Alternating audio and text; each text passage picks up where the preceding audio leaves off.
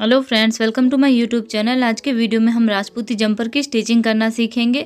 ये जंपर हम 4 से 5 साल की बच्ची के लिए बना रहे हैं। इसके साथ हमने 12 कली का लहंगा बनाया था और इसकी कटिंग का वीडियो मैं आपको डिस्क्रिप्शन बॉक्स में उसका लिंक दे दूंगी। अगर आपने अभी तक नहीं देखा तो आप देख लीजिएगा।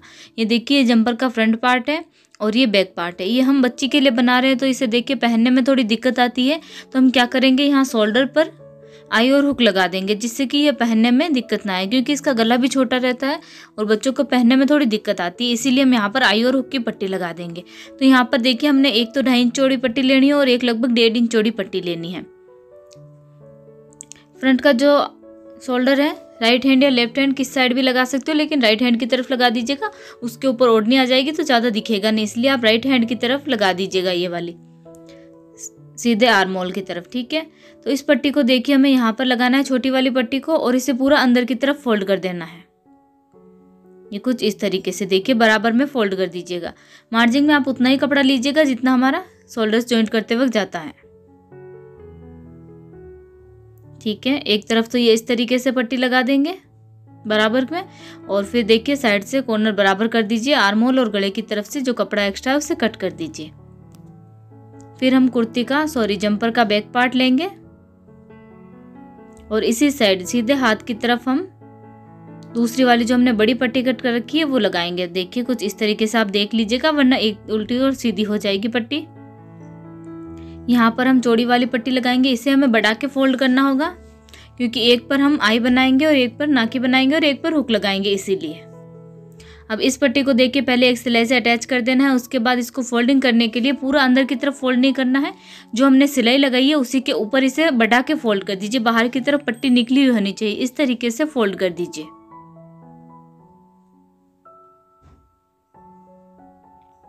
ठीक है, अब हम शोल्डर्स जॉइंट करेंगे। तो एक शोल्डर जैसे हम हमेशा जॉइंट करते हैं ठीक वैसे ही होगा, लेकिन दूसरे वाले को हम सिर्फ आर्म होल की तरफ से अटैच कर देंगे।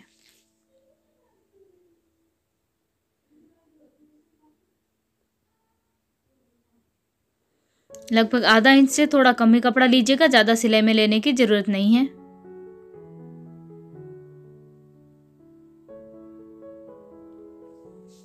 ठीक है, अब देखिए इस साइड के शोल्डर्स को हमें इस तरीके से जॉइंट करना होगा। एक के ऊपर एक रखिए और साइड से सिर्फ सीधी सिलाई लगाते हुए अटैच कर दीजिए। ठीक है, अब देखिए यहाँ पर बीच में एक्स्ट्रा फैब्रिक हो रहा है, इसे भी हमें कट करना होगा।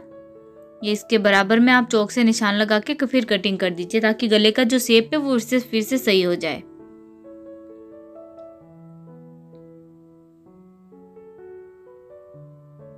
ठीक है, कटिंग करके फिर से नाप लीजिएगा। अगर छोटा बड़ा लगे तो आप फिर से कटिंग कर सकते हो। वैसे तो ये पट्टी लगाने की जरूरत नहीं है, लेकिन पहनने में आसानी रहती है, इसीलिए हम ये पट्टी लगाएंगे यहाँ पर और आई और हुक बनाएंगे। इस ड्रेस पर आप गोटा पत्ती का वर्क भी कर सकते हो। इसके ऊपर हमने जरी वाली मगजी लगाई है। अब देखिए इसमें हम जो मगजी लगाएंगे वो यहाँ से लगाना शुरू करेंगे, बैक साइड से नहीं। पहले हम इसके लिए मगजी बना लेते तो देखिए हमें मगजी को कुछ इस तरीके से जॉइंट करना होगा। तो पहले आप इसे इस तरीके से रख के देख लीजिए। उसके बाद देखिए ऊपर की तरफ इसे पलट दीजिए और यहाँ पर सिलाई लगा दीजिए। सारी मगजी को एक साथ जॉइंट कर लीजिए। मगजी हमेशा उरेब कपड़े की ही कट करनी है, चाहे आप किसी भी तरीके के राजपूती सूट बनाओ तो। ठीक है, पूरी मगजी को इसी तरीके से जॉइंट कर लीजिएगा।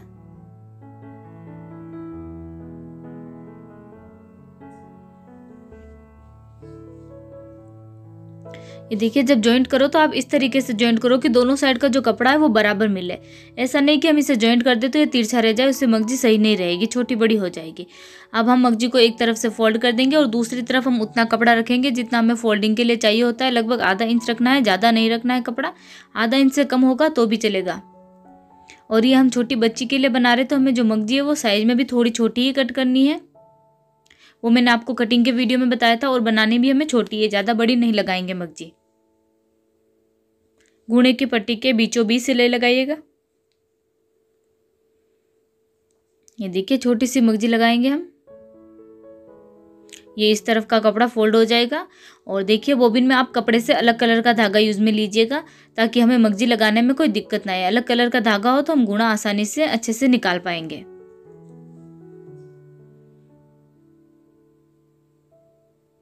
मगजी में बेलन ना पड़े, इस बात का भी आपको ध्यान रखना है। उसके लिए आपको क्या करना है, मगजी की जो कटिंग है वो अच्छे से करनी है। अगर मगजी सही से उरेब होगी तो उसमें बेलन बिल्कुल नहीं पड़ेगी।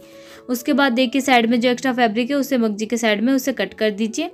शुरुआत से देखिए मगजी का जो एंड है वहाँ पर आप मगजी को बंद कर दीजिए, यानी कि डबल कर दीजिए, ताकि जो कपड़े के धागे वगैरह है वो बाहर की तरफ ना आए।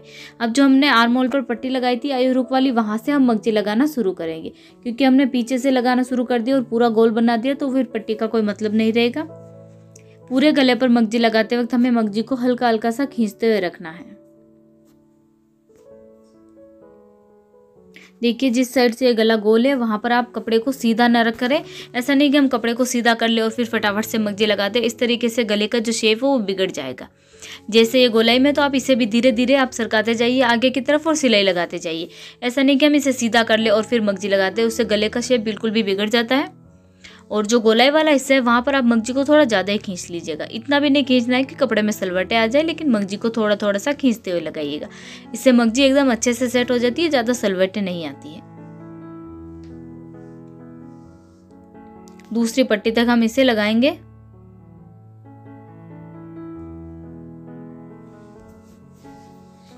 यहाँ से एक्स्ट्रा मगजी कट कर दीजिए और मगजी को यहाँ पर फोल्ड जरूर कर दीजिएगा, वरना जो मगजी के धागे हैं वो बाहर की तरफ आएंगे। थोड़ी सी मगजी एक्स्ट्रा रखिए और फोल्डिंग कर दीजिए इसकी।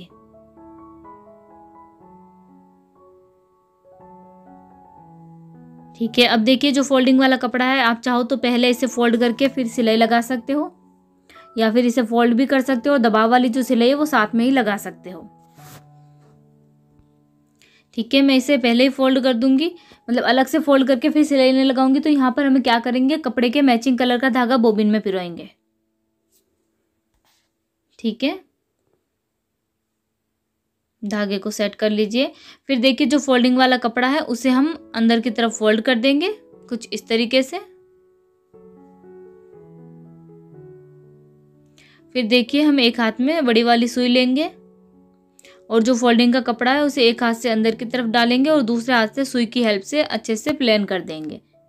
इस तरीके से मगजी लगाएंगे तो हमें 3 सिलाई लगानी पड़ेगी, 4 नहीं लगानी पड़ेगी। लेकिन आपको जो तरीका अच्छा लगे और आसान लगे और फिनिशिंग अच्छी आए आपसे, उसी तरीके को आप यूज में लीजिएगा।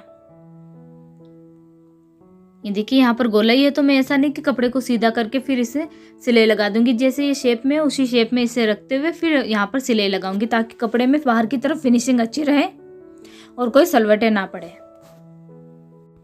शुरुआत से एंड तक पूरी फोल्डिंग करने के बाद देखिए इसका जो लुक है वो कुछ इस तरीके से आया है। इसमें कपड़े के धागे भी बाहर की तरफ नहीं आएंगे और यहाँ पर आयो रुक लगाने के बाद गले का जो शेप है वो वैसा का वैसा ही रहेगा। ऐसा नहीं कि टेढ़ा हो जाएगा, बिल्कुल नहीं होगा। अब हम आर्म होल पर मगजी लगा लेते हैं।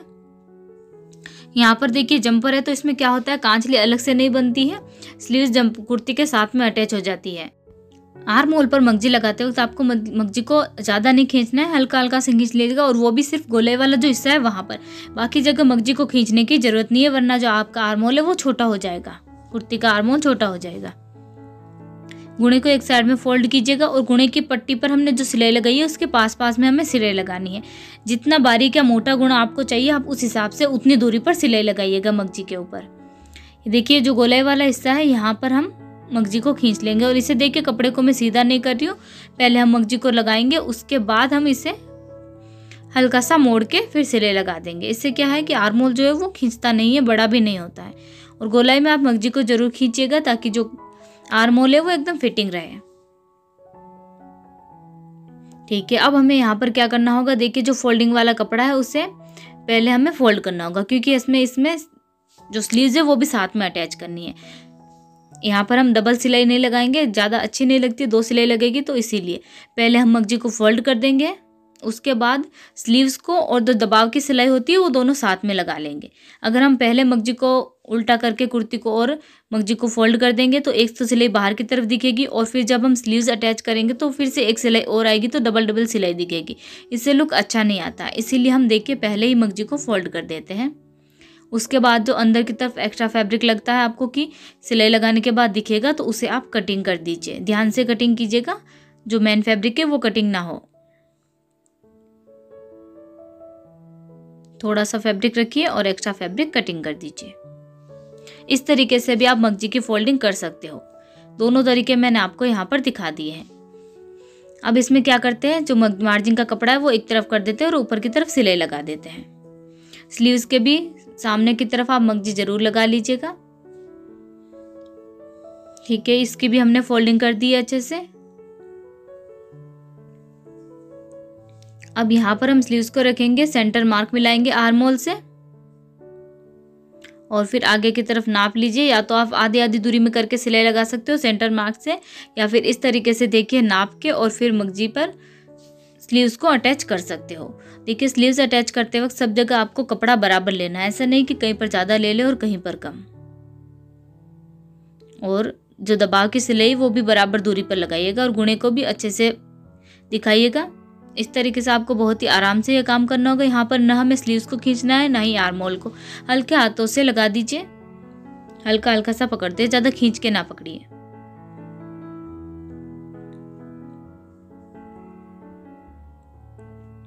जंपर में कांसली अलग से नहीं बनाते, स्लीव साथ में जॉइंट कर देते हैं। ठीक है, ये देखिए इस तरीके से हमें दोनों साइड की स्लीव्स अटैच कर लेनी है। आपको इसे उल्टा करके दिखा देती है। देखिए सब जगह हमने बराबर मार्जिन में कपड़ा ऐड किया, लगभग आधा इंच कपड़ा अंदर की तरफ रहना चाहिए। स्लीव्स जो इस तरीके से जॉइंट होने के बाद कुछ ऐसी दिखेगी। दोनों साइड की हमने स्लीव्स जॉइंट कर ली है। ठीक है, अब हम साइड की फिटिंग की स्टिच लगा देते हैं। पहले हम ऐसे ही सिलाई लगाएंगे, कुर्ती को जंपर को पलट लेंगे और जो देखिए हमने मार्जिन का निशान लगा रखा है, कुर्ती के चाक का निशान लगा रखा है, उतना कपड़ा हम मार्जिन में ले लेंगे। आधा इंच अंदर की तरफ लगाया था हमने निशान, तो आधा इंच अंदर की तरफ हम आधा इंच कपड़ा लेते हुए सिलाई लगा देंगे पूरी स्लीव्स तक। दोनों साइड पहले हमें बिना नापे ही सिलाई लगानी है। यहाँ पर आप चाहो तो बांधने की जो डोरी होती है बीच में वो भी लगा सकते हो, अगर आप थोड़ा लूज बना रहे हो तो, क्योंकि ज़्यादा फिटिंग रहेगा तो बच्चों से पहनने में दिक्कत आएगी, इसीलिए आप 2 डोरी भी लगा सकते हो बीचों बीच बांधने के लिए। दूसरी साइड भी इसी तरीके से सेम सिलाई लगा देनी है। उसके बाद नाप लीजिएगा, जितना हमें फिटिंग का स्टिच लगाना है उतने पर निशान लगा लीजिए। पहले देखिए दोनों साइड में स्लीव्स में एक्स्ट्रा है फैब्रिक, उसे भी कट कर देना है।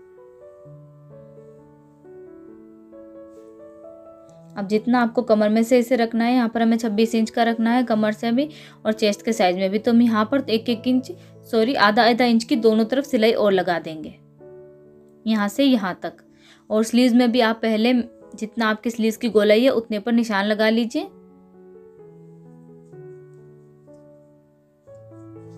और फिर चौक से निशान बनाते हुए सीधी लाइन मिला के फिर सिलाई लगा दीजिए।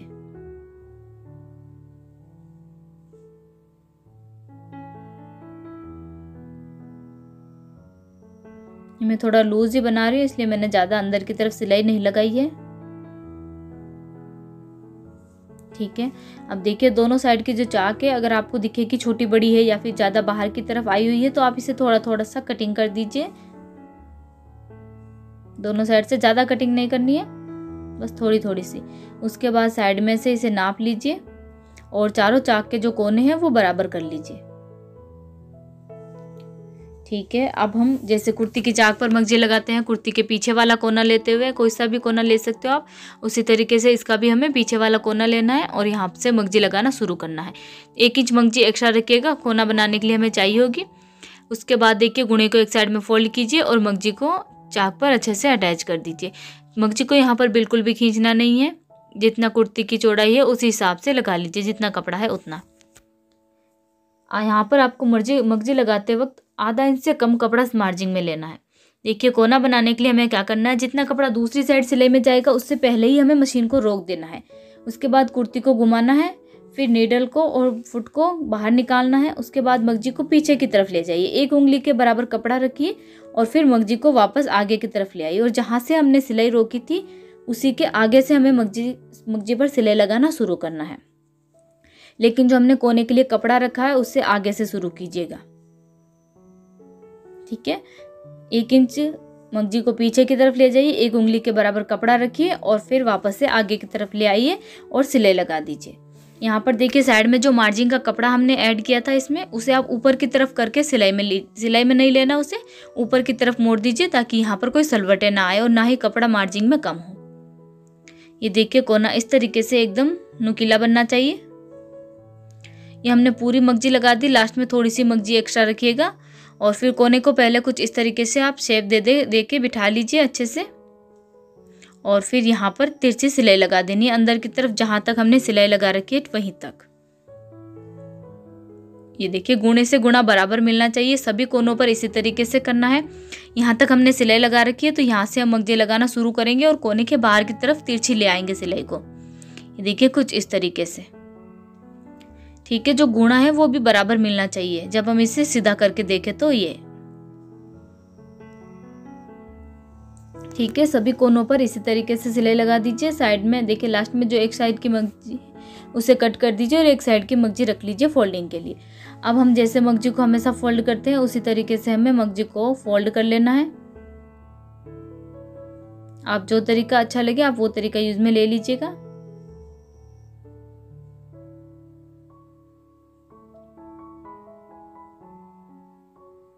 देखिए कोने पर भी हमें इसी तरीके से कपड़े को फोल्ड करना है। पहले हम एक साइड की पूरी मगजी फोल्डिंग कर देंगे।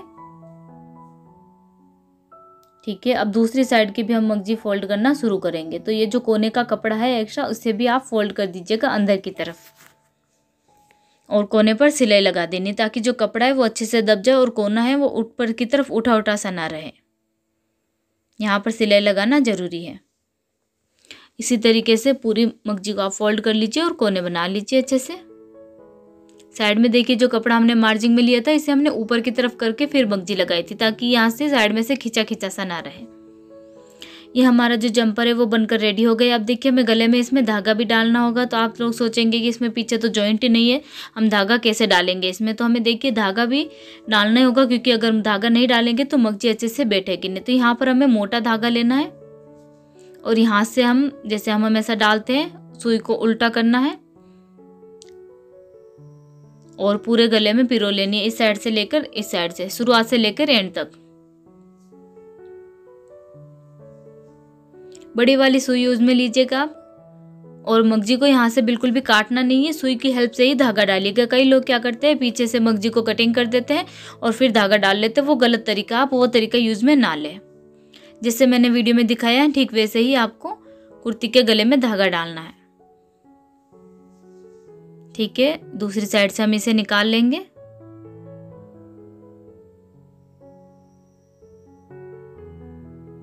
अब देखिए एक साइड यहाँ पर आप बड़ी सी गांठ लगा दीजिए, ज्यादा छोटी नहीं बड़ी सी लगाइएगा थोड़ी।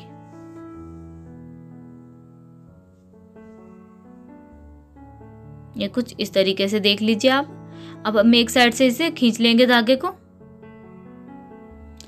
अब यहाँ पर हमें क्या करना है, ये जो धागा हमने गांठ लगाया है इसे इस तरीके से नीचे की तरफ मोड़ दीजिए और यहाँ पर सिलाई लगाते हुए अटैच कर दीजिए ताकि जब हम धागा खींचे दूसरी साइड से भी तो ये अंदर की तरफ ना जाए। एकदम अच्छे से अटैच कर देना है। अब हम दूसरी साइड का जो एक्स्ट्रा फैब धागा है उसे खींच लेंगे और गले की मगजी को अच्छे से सेट कर देंगे। देखिए पहले गले को आप इस तरीके से राउंड कीजिएगा। ये देखिए मगजी अच्छे से बैठ गई है। अब हम थोड़ा सा धागा एक्स्ट्रा रखेंगे गांठ लगाने के लिए। यहाँ पर एक मोटी सी गांठ लगा देंगे और धागे को जैसे हमने पहले अटैच किया था वैसे ही अटैच कर देंगे स्टिच लगा के।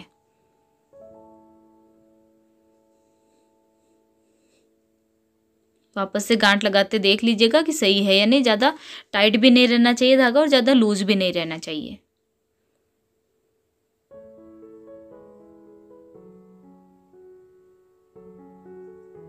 ठीक है, इस तरीके से भी आप इसमें धागा डाल सकते हो। अब हमारा लास्ट काम बचता है इसमें सिर्फ शोल्डर पर आई और हुक लगाने का। फिर ये जो जंपर है वो पूरा बनकर रेडी हो जाएगा।